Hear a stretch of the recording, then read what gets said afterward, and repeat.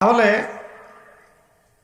এই হাদিসটা একটু শুনি। নবী সাল্লাল্লাহু আলাইহি ওয়াসাল্লাম বলেছেন, সেই ব্যক্তির না খেয়ে থাকায় এবং সেই ব্যক্তির পানি পান না করায়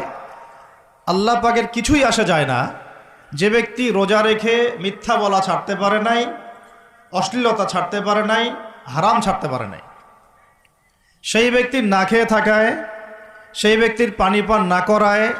সেই ব্যক্তি যে স্ত্রী সহবাস করলো না, এগুলোতে আল্লাহ পাকের কিছুই যায় আসে না। যে ব্যক্তি রোজা রেখে মিথ্যা বলল, অশ্লীলতা প্রদর্শন করলো, অথবা গীবত করলো, অথবা আল্লাহ পাকের কাবায়ের ফাওয়াহিশে লিপ্ত হলো, তার মানে কুতিবা আলাইকুমুস সিয়াম কামা কুতিবা আলাল লাযিনা মিন ক্বাবলিকুম লাআল্লাকুম তাত্তাকুন, এটা অর্জন করতে হলে রোজা রেখে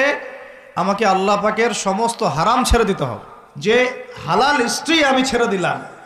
সেই রোজা রেখে আমি হারামভাবে কোনো মেয়ের সাথে কথা বলতে পারি, অ্যাফেয়ার করতে